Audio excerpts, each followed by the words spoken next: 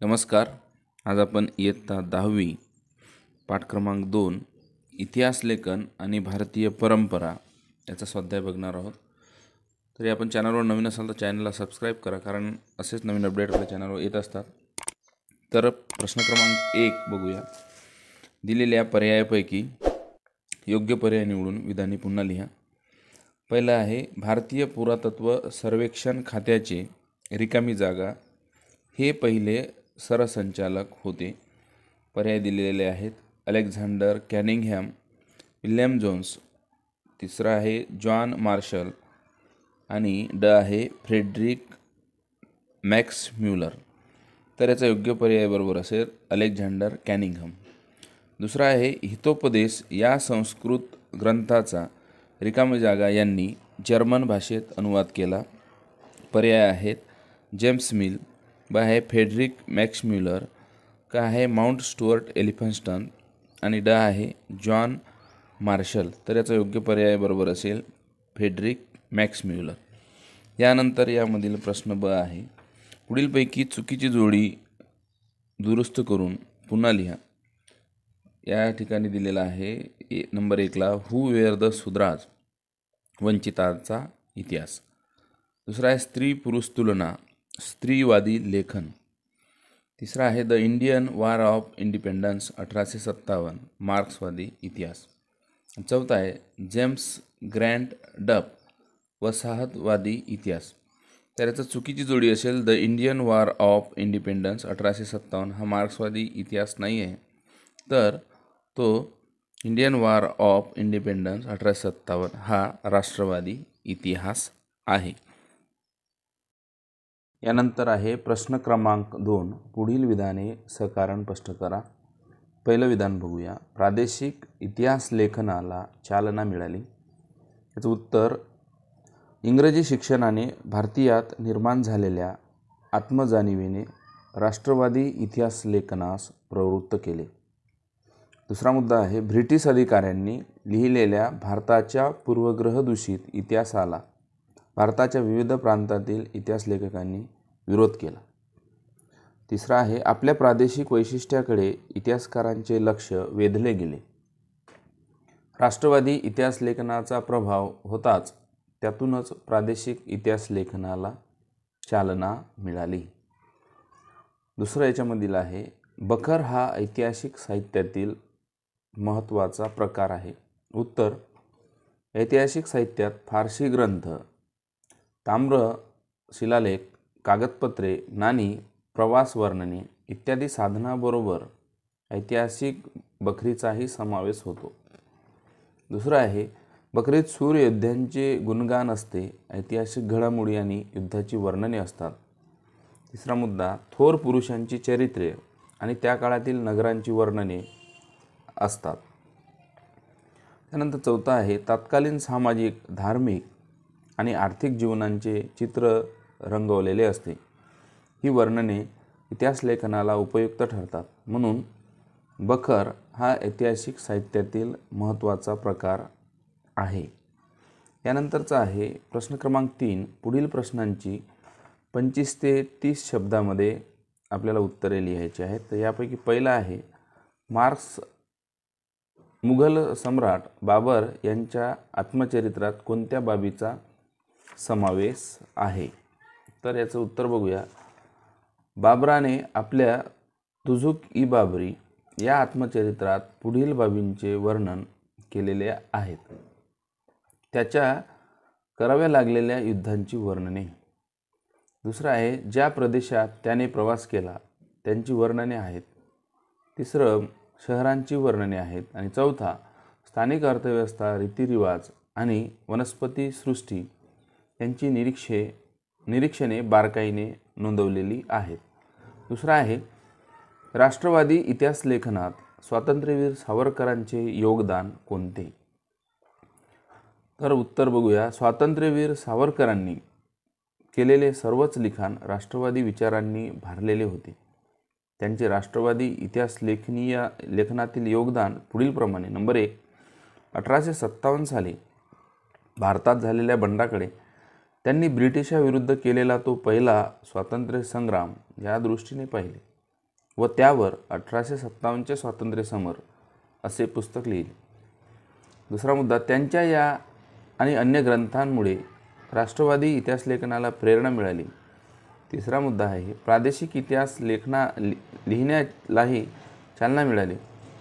चौथा आहे दक्षिण भारताच्या इतिहासाकडे इतिहासकारांचे स्वतंत्रपणे लक्ष वेधले गेले.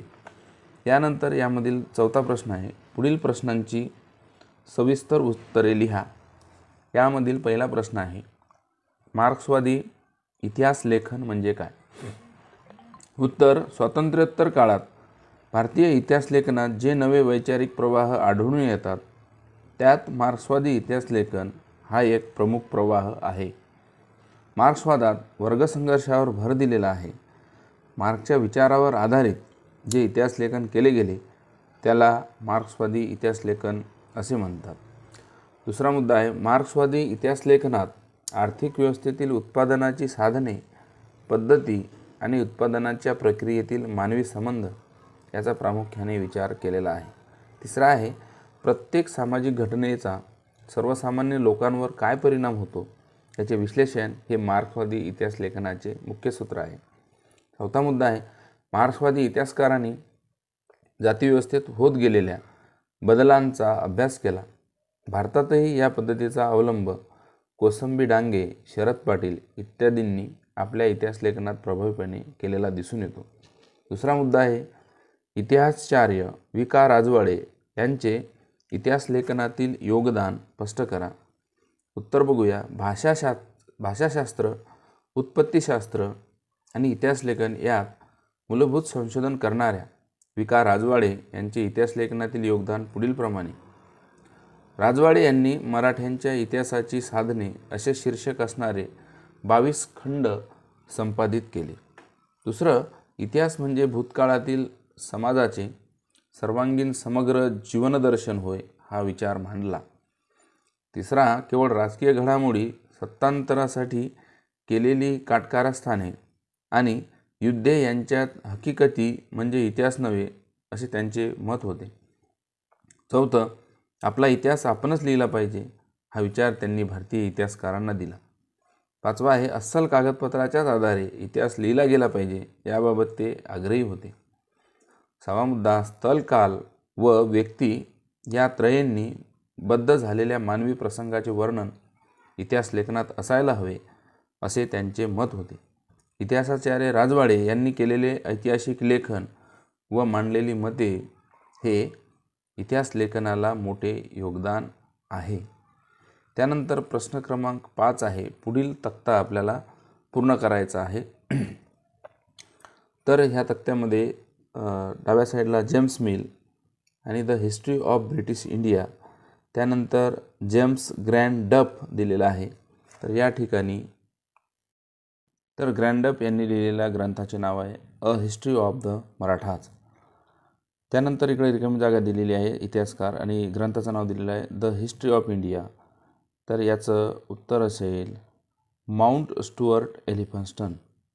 आणि श्री अ. डांगे, तर याच्या ग्रंथाचं नाव, यांनी लिहिलेलं ग्रंथ प्रिमिटिव्ह कम्युनिझम टू स्लेव्हरी. आणि इकडं ग्रंथाचे नाव आपल्याला दिलेलं आहे हू वेअर द शूद्राज. तर हा ग्रंथ डॉक्टर बाबासाहेब आंबेडकर यांनी लिहिला. यानंतर आपल्याला पुढील संकल्पना चित्र दिलेलं आहे आणि त्या संकल्पना चित्रेमध्ये, तर या संकल्पना चित्रामध्ये आपण सुरुवातीला बघूया इतिहास लेखनाचा हेतू झियाउद्दीन बर्नी या ठिकाणी दिलेला आहे आणि खाली त्याच्या फिरोजशाही हा त्याचा ग्रंथ. त्यानंतर आहे बाबराला कराव्या लागलेल्या युद्धाची वर्णने. तर हे तिकडं रिकाम्या जागी येणार बाबर आणि तो ग्रंथ तुझुक-ई बाबरी. त्यानंतर आहे काश्मीरचा इतिहास कल्हण आणि हा रजत रंगिनी हे यामध्ये येणार.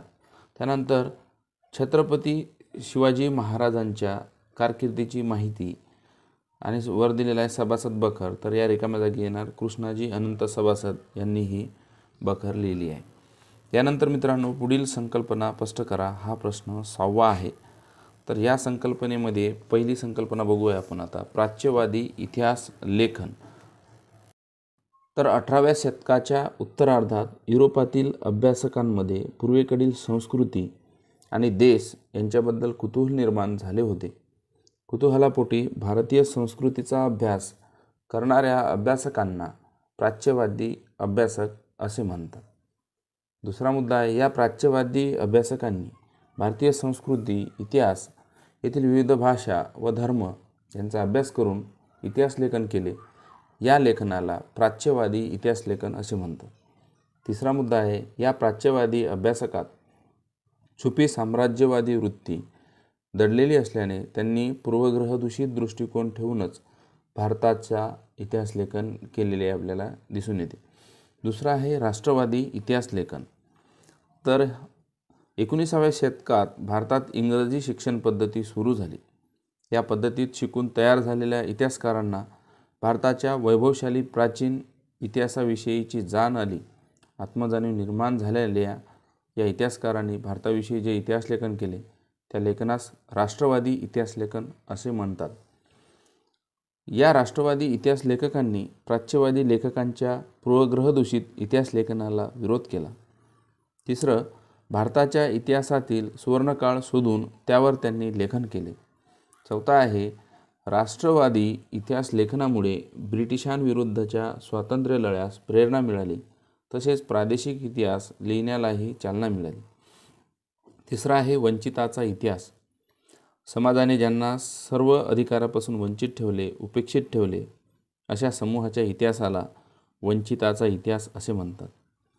मार्क्सवादी इतिहास लेखनाच्या परंपरेतून वंचिताचा इतिहास लिहिण्याची परंपरा सुरुवात झाली। इटालियन तत्त्वज्ञ अँटोनियो ग्राम्ची याने इतिहास लेखनाची सुरुवात समाजाच्या तळाशी असलेल्या सर्वसामान्य लोकांपासून करण्याची कल्पना मांडली। चौथा आहे, भारतात महात्मा फुले व डॉक्टर आंबेडकर यांच्या लेखनात वंचिताच्या इतिहासाचा विचार दिसून येतो। लोकपरंपरा हे वंचिताच्या इतिहास लेखनाचे एक महत्त्वाचे साधन मानले जाते। विद्यार्थी मित्रांनो, आपल्याला हा व्हिडिओ आवडल्यास आपले चॅनल सबस्क्राईब करा आणि मित्राला शेअर करायला विसरू नका। धन्यवाद।